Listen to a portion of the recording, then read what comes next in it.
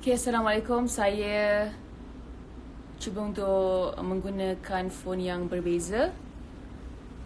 Sekarang okay? No? Yes? No? Yes? Sound okay? Sound okay? Okay, perfect. Alhamdulillah. Kejap kita tunggu. Okay, dah dengar dah. Okay, Alhamdulillah. Alright, apa yang saya cakap tadi? Oh my god. Untuk kali ketiga saya cakap saya dah post semalam untuk announcement live bersama dengan Tun pada hari ini. Tapi saya ada nyatakan subject to change sebab saya kena sentiasa flexible dengan situasi dan juga keadaan Tun. Jadi Alhamdulillah kita masih dapat teruskan tapi diawalkan setengah jam. Saya harap mereka yang masih lagi tidur ataupun tak dapat tengok saya punya IGS about perubahan masa, maybe you guys boleh tengok selepas ni, ataupun kalau ada part yang interesting, record this dan cut it out supaya korang boleh spread this video around, okay? Saya nak cerita sikit kenapa, macam mana tercetusnya idea untuk buat bersorangan bersama. So masa COVID-19 mula merebak menular di Malaysia, para selebriti termasuk saya, kami agak vokal di Instagram.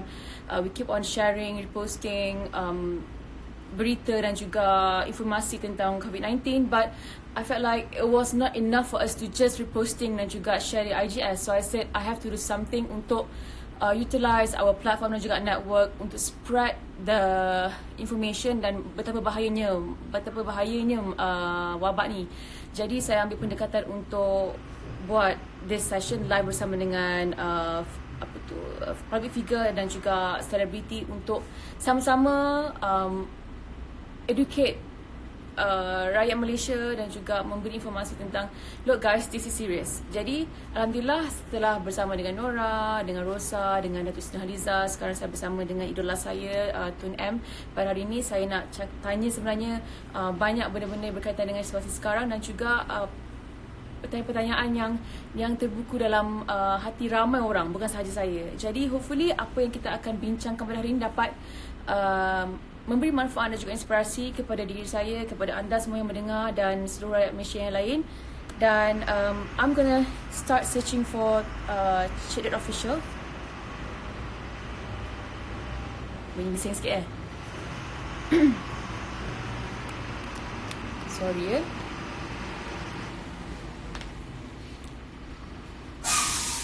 Oh no, okay, I better tutup I punya pintu sekejap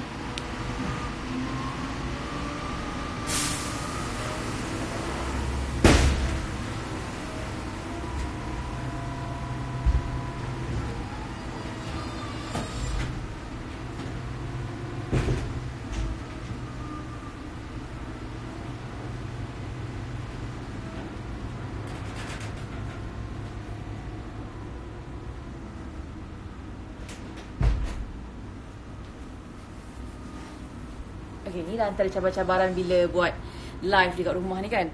Tapi perbezaan ni kalau 7 tahun di meletup tu, saya the moment guest masuk ke set, kita dah dapat rasa dia orang punya energy dan aura. Tapi cabaran untuk live ni, kita di tempat yang berbeza dan kita tak dapat baca energy mereka. Jadi susah untuk kita levelkan momentum tu ataupun energy tu. Tapi insyaAllah apapun kita cuba yang terbaik. So I'm gonna look for Tun M sekarang.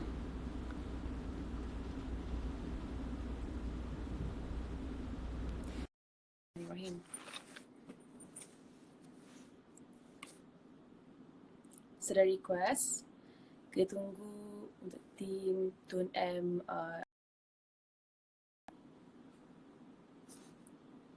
nervous pula kita.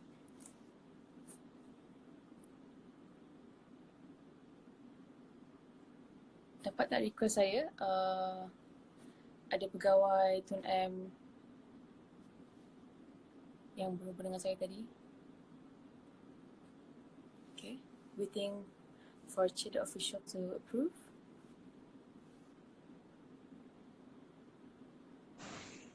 Okay. Assalamualaikum, selamat pagi Tun. Sound okay?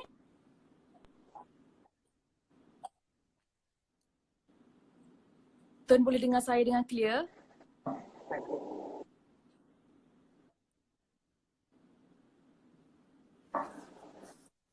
Tuan boleh dengar saya dengan clear? Sound clear? Ya, boleh. Okey. Alhamdulillah. Sebelum saya teruskan, Tun, saya nak perkenalkan diri saya dulu. Saya Nilofa, pelakon, pengacara TV, usahawan yang berkecimpung dalam industri seni dah 10 tahun, dalam bisnes dah 7 tahun. Saya nak ucapkan terima kasih kerana Tun sudi bersama saya live di Instagram. Dan saya sangat berbesar hati, teruja, bersyukur sangat-sangat untuk dapat momen ni. Sebenarnya Tun, saya hanya medium penghubung antara Tun M dan juga rakyat Malaysia yang sebenarnya banyak soalan-soalan daripada mereka. Pertama, dan saya nak sampaikan salam mereka, salam sayang mereka. Diorang panjatkan banyak doa-doa kepada Tun. Mereka sayangkan Tun, mereka inginkan Tun berada dalam keadaan sihat, wafiat. Jadi mungkin pertama sekali saya nak tanyakan khabar Tun dulu dalam tempoh kuarantin ni, memandangkan Tun ada direct contact dengan pesakit COVID-19. Macam mana keadaan Tun sekarang? Saya berada di rumah lebih daripada 2 minggu sekarang kerana apabila didapati saya ada mengambil gambar dengan seorang yang mengidap penyakit dan mereka buat peperiksaan dan saya dikenakan kuarantin selama 14 hari. Sudah genap 14 hari, tapi seperti mana kita semua tahu, dia panjangkan lagi sehingga 14 hari bulan April. Betul Tun. Bercakap tentang kesihatan ni kan, ramai sangat tanya saya tentang pemakanan Tun, suplemen Tun, exercise yang Tun lakukan. Tapi saya dah banyak baca dah tentang semua tu, yang Tun amalkan senaman ringkas, pemakanan yang sederhana, tidur yang 6 jam pada waktu malam, 15 pada waktu siang, hobi menunggang kuda dan sebagainya. Tapi saya tak pernah baca lagi apa amalan Tun untuk menjaga kesihatan, memory, untuk dapatkan memori yang tajam dan bagus. Apa yang Tun amalkan? Lagging sikit. Lagging sikit ya.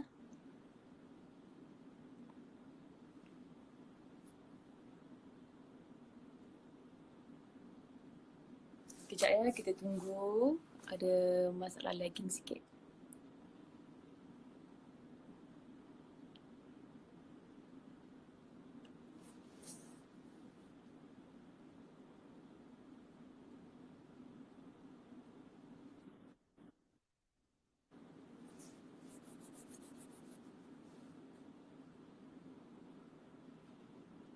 Okey. Tun nak saya ulang balik soalan tadi atau Tun dengar? Boleh ulang balik? Boleh. Boleh ulang balik? Ramai yang tanyakan saya. Boleh. Ramai yang tanya saya tentang cara Tun jaga kesihatan, pemakanan, exercise. Tapi saya dah banyak kali baca di artikel-artikel di luar sana yang menyatakan Tun amalkan pemakanan yang ringkas, pemakanan yang sederhana, senaman ringkas, tidur 6 jam pada waktu malam, menunggang kuda dan sebagainya. Tapi saya tak pernah baca lagi apa amalan Tun untuk menjaga kesihatan memori yang bagus dan tajam. Ya, kesihatan kita lebih terjamin jika kita aktif sedikit. Kalau kita bila letih sedikit, kita tidur lama-lama, itu mengurangkan exercise kita. Jadi kita perlu aktif dan perlu baca, tulis, dengar, cakap dan sebagainya dan menggunakan segala panca indera supaya kita tidak jadi lemah kerana tidak menggunakan segala yang ada kepada kita. Baik Tun. Macam saya sangat kagum dan impress dengan tabiat ataupun sikap membaca Tun. Tapi ramai juga yang nak tahu, what books have influenced you the most dan berapa lama Tun luangkan masa untuk baca buku sehari-hari? Ya, saya baca buku. Saya tak boleh duduk jam tak buat apa-apa. Macam mana pun ada surat khabar ataupun magazine ataupun buku novel ya kepada saya dan saya baca. Bila saya baca ini, saya berasa masa tidaklah begitu slow perjalanannya. Dan saya baca banyak jenis buku, terutamanya berkenaan dengan sejarah. Waktu ini saya baca berkenaan dengan sejarah Empire orang Mongol. Ini Empire amat orang? menarik. Orang Mongol, Mongolia. Okay. Kerana dianya ada kaitan dengan sejarah negara kita juga. Apa yang berlaku di sana mempunyai kesan selepas itu kepada negara kita. Sebab itu kita perlu tahu tentang sejarah negara-negara ASEAN, negara-negara Asian. Kerana dulu semasa saya di sekolah, saya belajar berkenaan dengan Eropah, tak belajar berkenaan dengan Asia. Ya, sekarang ini saya ambil masa untuk baca buku sejarah berkenaan dengan negara-negara di Asia ini. Okey Tun, budaya membaca di kalangan rakyat Melayu ataupun rakyat Malaysia ni sendiri memang sangat kurang budaya membaca. Saya pasti lagi-lagi kita kena kuarantin lagi 3 minggu ni Tun, ramai sebenarnya yang nak ada sikap membaca ataupun nak ada tabiat membaca tu. Tapi mungkin ramai juga yang tak tahu macam mana mahu mulakan tabiat ataupun sikap membaca. Mungkin Tun ada nasihat untuk orang yang baru nak mulakan dan nak make sure membaca tu konsisten. Ya, kalau kita baca buku cerita, novel, maka dia amat menarik. Kadang-kadang kita dapati ada buku-buku yang tak dapat kita letak. Kita nak baca sampai habis. Masa kita nak tidur pun kita baca. Pasal dia interesting dan kita nak tahu apa yang akan berlaku selepas ini. Jadi pandai orang yang menulis ni, author ni, bila dia habis satu chapter, dia ada satu perkara yang berlaku yang hanya boleh diketahui kalau kita baca chapter yang menurut. Jadi ini kita bila mula suka baca novel, buku-buku cerita, kita akan gemar untuk membaca. Lepas itu kita dapat baca buku-buku sejarah umpamanya, bukan yang ditulis bukan sebagai sejarah, tapi sebagai cerita semasa dahulu. Apa dia yang berlaku dahulu. Inilah yang memulakan keinginan saya untuk membaca. Daripada kecil lagi. Saya dapat hadiah buku dan saya baca buku hadiah itu dalam satu hari habis. Jadi saya kadang-kadang baca berulang kali lah. Jadi penting untuk pilih buku ataupun jenis cerita yang kita suka dulu. Baru kita boleh tingkatkan kepada genre-genre yang berbeza. Okey, Tun, ramai yang mengidolakan Tun, yang yang menjadikan Tun sebagai sumber inspirasi. Jadi siapakah sumber inspirasi Tun dan mungkin siapakah sumber inspirasi Tun dahulu? Ya, kalau nak kata secara benar, tak ada sesiapa yang lebih saya utamakan daripada Nabi Muhammad itu sendiri. Kerana dia adalah orangnya yang menukar bangsanya daripada jahil kepada yang begitu cekap sehingga dapat mendirikan satu tamadun yang terkenal di dunia. Ini satu contoh yang cukup baik. Dan ini selain daripada itu ada juga tokoh-tokoh lain dalam sejarah. Umpamanya seorang Tsar Russia yang menukar Russia daripada negara mundur kepada negara maju. Orang ini mempengaruhi fikiran saya dan menjadi inspirasi kepada saya. Okey Tun, mungkin nasihat yang paling terkesan ataupun paling berguna yang Tun pernah terima dan masih Tun praktikkan sehingga ke hari ini. Ya, pesannya datang daripada ibu saya. Ibu saya berkata kepada saya, jangan kalau pergi mana-mana duduk terlalu lama kerana orang ada kerja lain dan kita mengganggu kerjanya. Dalam bahasa Inggeris, don't overstay your welcome. Sebab itu apabila saya dah menjadi Perdana Menteri selama 21 tahun, saya berpendapat bahawa mengikut nasihat ibu saya, eloklah saya pergi. Jangan orang bosan dengan saya. Dan okay, Tun, sebenarnya ramai juga yang memberitahu yang sebenarnya Tun membawa buku nota kecil ke mana-mana sahaja Tun pergi. Jadi saya nak tahu apa yang Tun jot down dalam buku nota tu. Mungkin boleh ceritakan sikit kepada kami. Yang pertamanya, kita tak boleh percaya kepada ingatan kita. Kita selalu lupa.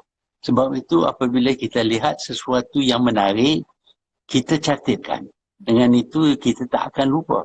Dan buku ini mempunyai segala apa yang saya lihat dalam perjalanan saya, dalam perbincangan saya, dalam pembacaan saya. Saya catatkan sedikit perkataan yang memperingati kita akan apa yang telah saya baca ataupun lihat.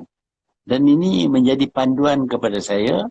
Dan semasa saya dulu jadi Perdana Menteri, saya guna buku itu untuk memperingati ahli-ahli jemaah menteri berkenaan dengan apa yang mereka tidak buat, apa yang mereka harus buat dan sebagainya. Berada di posisi Tun ni bukan semua orang boleh lalui. Bermacam cabaran, bermacam masalah yang Tun kena hadapi kan. Tapi Tun nampaknya macam Tun overcome stress dan problem tu dengan sangat tenang dan positif. Saya pun nak nasihat daripada Tun macam mana nak stay positif dan tenang untuk hadapi masalah ataupun cabaran. Kalau kita fikir ke belakang, kita akan ingat bahawa banyak masalah yang kita hadapi, tetapi akhirnya terdapat solution ataupun cara mengatasinya. Jadi semua masalah akhirnya akan dapat diatasi lambat laun. Sebab itu kalau kita terlangsung memikir berkenaan dengan masalah ini sehingga tak dapat makan, tak lalu makan dan sebagainya, dia tidak membawa kepada resolusi tentang masalah ini. Adalah lebih baik kita anggap ini perkara biasa dan lambat laun dia akan diselesaikan. Dan sebab itu walaupun saya terpaksalah hadapi banyak masalah, tapi lambat laun kita dapat atasinya. InsyaAllah. Dan saya, ini soalan yang lebih serius Tun. Tun merupakan antara pemimpin yang paling lama berkhidmat dan Tun dah melihat Malaysia dalam pelbagai fasa. Sama ada baik berkaitan dengan wabak maupun financial crisis. Jadi dengan apa pendapat Tun, your personal opinion, bagaimana Malaysia ingin bangkit dari fasa COVID-19 ini Tun? Ya, kita mesti berdisiplin, mengawal diri, mengawal nafsu. Kalau kita ikut nafsu, ikut kehendak hati, maka kita akan lakukan benda-benda yang tidak membawa manfaat kepada kita. Tetapi kalau kita berdisiplin, kita kawal kehendak kita, perasaan kita, maka kita boleh terima sekatan seperti tidak boleh bergerak, tidak boleh keluar rumah dan sebagainya.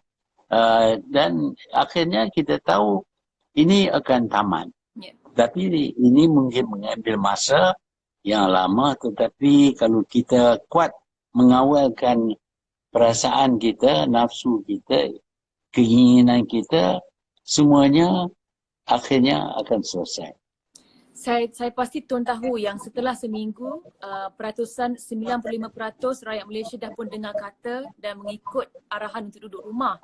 Tapi masih ada lagi 5% golongan yang ambil mudah, masih lagi melepak di luar dan juga mungkin bakal ejen penyebar wabak ataupun virus COVID-19 ni.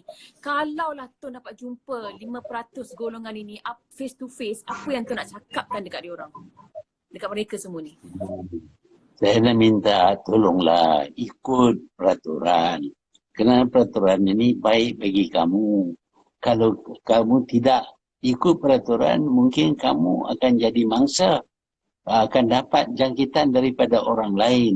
Dan jika kamu sudah berada dengan penyakit ini, kamu akan membawa penyakit ini kepada keluarga dan ahli rumah dan sebagainya, dan mereka akan bernasib buruk kerana tingkah laku kamu.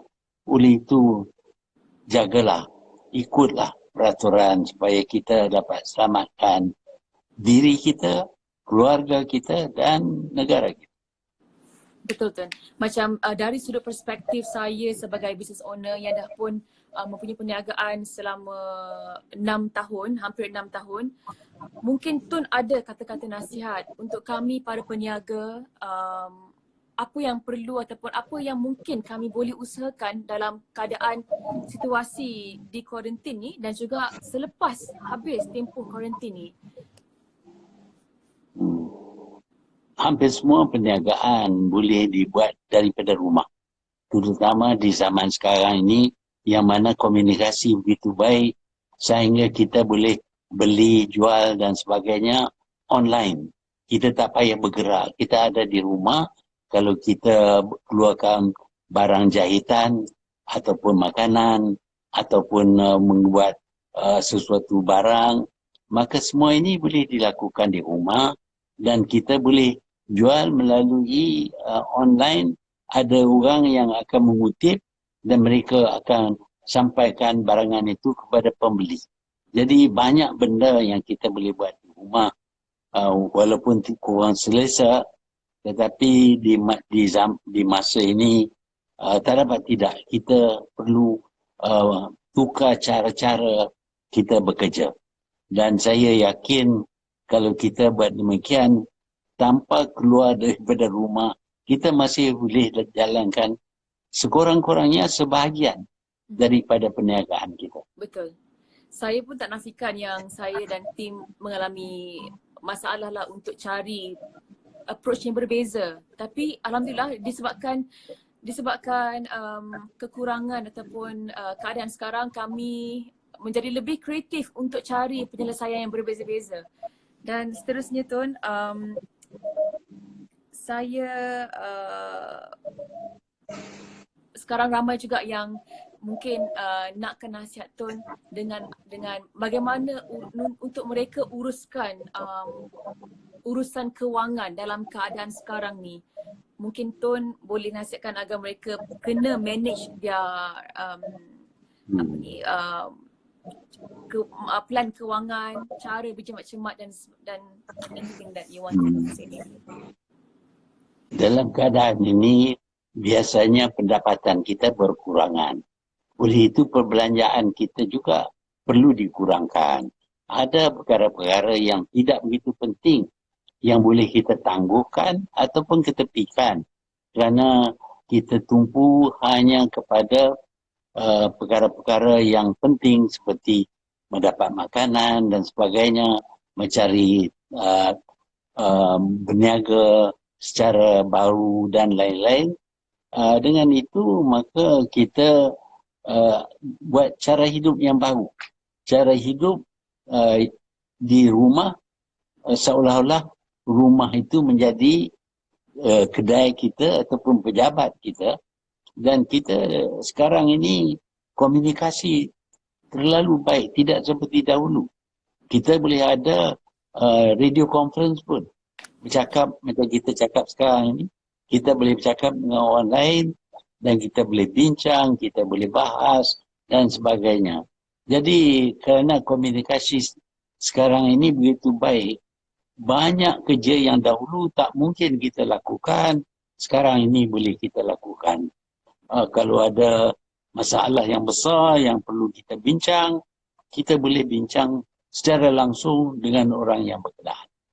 Betul. Adakah Tun ada cadangan-cadangan yang berbeza untuk menangani masalah COVID-19 ataupun would you do the same thing untuk mengarahkan semua kuarantin dan tidak keluar dari rumah? Ya, kuarantin adalah satu cara, tapi cara-cara yang lain seperti kebersihan diri, membasuh tangan, kita mandi dan sebagainya, dan kita aktif sikit dalam rumah kerana kita perlu bersenam. Saya ada bicycle dan treadmill, dan setiap hari saya buatlah sedikit, tak banyak, tapi saya buat sedikit supaya kita terus menggunakan otot-otot kita dan tubuh badan kita, kerana satu daripada naluri manusia ialah kalau sesuatu anggota kita itu tidak diguna, dia menjadi lemah. Umpamanya kalau kita selalunya tidur, bila kita bangun, kita dapat tidur, kita dah tak kuat. Dan kita tak kuat nak berjalan pun. Sebab itu menjadi aktif adalah satu cara. Aktif bukan saja daripada segi gerakan badan, tetapi juga akal fikiran. Kita baca, kita tulis, kita kalau boleh kita bahas dan sebagainya. Ini menjadikan tubuh badan kita lebih sihat. Inilah yang saya lakukan. Tun, dari segi pemerhatian Tun, apa yang membezakan orang muda ataupun anak muda zaman dahulu dan juga anak muda zaman sekarang dari segi cara pemikiran, dari segi matlamat mereka dan juga perwatakan mungkin? Kita terpengaruh dengan keadaan di sekeliling kita, environment kita. Umpamanya di waktu saya dilahir 90 tahun dahulu, keadaan sekeliling bukan seperti sekarang ini. Rata-rata terdapat kemiskinan dan peluang-peluang pekerjaan pun tak banyak dan orang asing pun tak banyak. Tetapi anak yang dilahirkan sekarang ini menganggap bahawa keadaan di sekelilingnya memang begitu seolah-olah daripada zaman ke zaman. Tetapi sebenarnya apa mereka lihat ialah perkembangan semasa dan mereka dipengaruhi oleh perkembangan semasa. Umpamanya kalau dulu kita main congkak, sekarang ini kita ada TV, kita boleh dengar, kita boleh guna telefon bimbit untuk berhubung dan sebagainya. Ini baru, ini adalah keadaan environment yang baru yang mempengaruhi fikiran kita. Umpamanya kita sekarang ini terdedah kepada konsep-konsep kebebasan. Dulu di zaman dulu saya tak ada fikir langsung tentang kebebasan. Memang kehidupan saya dikawal oleh ibu bapa. Tak boleh pergi sana, tak boleh naik basikal dan sebagainya. Tapi di zaman ini, kalau ibu bapa tak bagi motosikal, kita marah. Kerana kawan semua ada motosikal. Jadi environment ini mempengaruhi pemikiran anak muda sekarang. Tetapi kalau mereka rajin membaca berkenaan dengan keadaan dahulu, maka mereka lebih dapat menilai tentang apa perbezaan ini, apakah dianya baik ataupun tidak baik. Tun, dua soalan terakhir dari saya. Yang kedua terakhir adalah, kalaulah Tun bukan bekas Perdana Menteri ataupun bukan VIP, apa yang Tun ingin buat yang Tun tak terbuat lagi sehingga sekarang? Saya waktu jadi Perdana Menteri pun saya suka buat benda yang biasa. Sebab itu saya masih pergi beli belah di pasaran dan sebagainya. Saya suka makan kopi di tepi jalan. Saya pun suka pergi di gerai-gerai. Itu cara hidup saya dulu. Dan saya ingin kekalkan cara hidup itu. Apabila saya jadi timbalan Perdana Menteri, ada pegawai yang berkata kepada saya, sekarang saya tidak boleh pergi beli barang di kedai-kedai. Kalau nak, mereka akan bawa barang ke rumah untuk saya pilih. Saya tolak cadangan itu. Saya nak hidup macam orang biasa. Saya orang biasa, ini latar belakang saya, dan saya masih kenang dan suka kepada cara-cara dulu yang mana kita mempunyai jiran, mempunyai kawan, dan kita bermesra sesama peringkat kita. Tidaklah orang atasan, kita orang biasa saja. Jadi saya yang itu yang saya utamakan. Okey Tun, ada mungkin tadi ada lagging sikit. Ada. Okey. Dan itu je. Okey Tun. Dan yang terakhir dari saya adalah mungkin message-message yang Tun ingin sampaikan kepada frontliners kita yang sedang berjuang saat ini. Mungkin ada antara mereka yang sedang menonton dan mendengar. Ya, yang pertamanya kita harus bersyukur. Walaupun sekarang ini kita menghadapi satu penyakit yang dahsyat, tetapi kita ingat ada orang yang lebih teruk daripada kita. Kita fikirkan Itali umpamanya, 60 juta manusia terpaksa dikawal berapa lama? Sekarang India dengan 1,4 bilion orang juga tidak dibenarkan keluar daripada rumah. Tetapi kita di sini ada kawalan gerakan saja. Kita masih boleh keluar kalau ada kerja yang penting. Dan kita bersyukur kerana setakat ini frontline workers kita begitu dedicated sekali. Mereka menghadapi bahaya jangkitan, tetapi mereka sanggup menjalankan kerja supaya kita selamat. Sebab itu kita perlu bersyukur di Malaysia ini kerana negara kita ini amat terselamat. Saya peringat ramai orang bahawa kita ini dilindungi oleh keadaan alam sekitar. Umpamanya angin puting beliung daripada Lautan Hindi disekat oleh Pulau Sumatera, tak sampai ke kita. Sebab itu apabila berlaku tsunami, kita elak daripada tsunami kerana tsunami itu kena kepada Bandar Aceh sehingga hancur Bandar Aceh. Di sebelah timur pula kita mempunyai Pulau Filipina. Mereka setahun sampai 10 kali kena taifun. Tetapi kita terselamat daripada taifun kerana dilindungi oleh Pulau Filipina. Kita tidak ada gunung berapi, kita tidak banyak gerak gempa.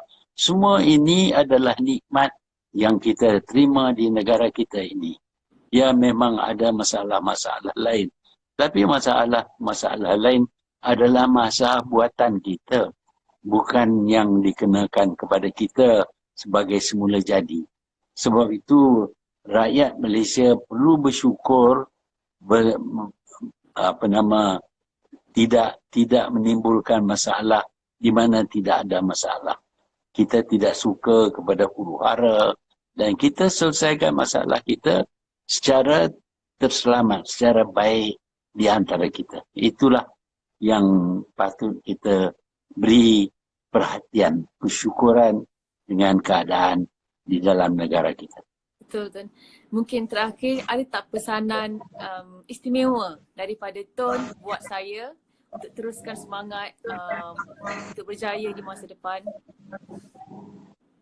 Saya selama saya jadi Perdana Menteri dan sebagainya ingin melihat orang Melayu lebih keras bekerja untuk mencari pendapatan yang bertambahan. Masalah di negara kita ini ialah perbezaan pendapatan antara kaum dengan kaum dan ini tidak sihat. Sebaliknya kalau kita ingin mengatasi ini, kita perlu tingkatkan kebolehan kita, tingkatkan pendapatan kita. Dan ini kita boleh lakukan kerana kita tidak kurang daripada segi apapun. Hanya minat saja. Sifat yang ada kepada kita ialah sifat orang yang terlalu sangat bergantung kepada orang lain yang cuba cari jalan yang mudah. Sebaliknya kalau kita berusaha, saya yakin kita boleh mencapai kejayaan yang sama seperti orang lain. Oleh itu saya harap perniagaan akan Niloufar akan terus maju walaupun kita menghadapi masalah penyakit coronavirus. Amin, insyaAllah. Tun sampaikan salam saya kepada Bonda Tun Siti dan saya pasti dengan semua orang mendoakan yang sama, segala jasa dan budi Tun kepada kami rakyat Malaysia dan juga negara Malaysia, kami tak dapat membalasnya tapi kami dapat mendoakan Tun dalam setiap doa kami. Dan terima kasih sekali lagi kerana sudi bersama saya secara live di Instagram. Tun akan terus menjadi idola dan juga legend, seorang legend kepada saya. Terima kasih banyak. Terima kasih. Jaga diri Terima dan kasih. stay safe. Assalamualaikum. Waalaikumsalam.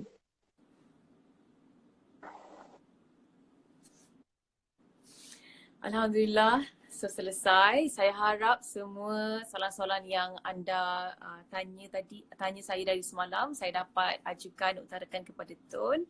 Dan tadi sekali lagi saya cakapkan, kalau ada part yang interesting yang nak anda sharekan, record this live, edit dan boleh sebarkan kepada family and friends. Dan I'm so happy, Alhamdulillah, so happy. Terima kasih banyak-banyak. I'm so sorry kepada yang baru masuk. Tun minta untuk saya awalkan setengah jam pada pukul 10.30.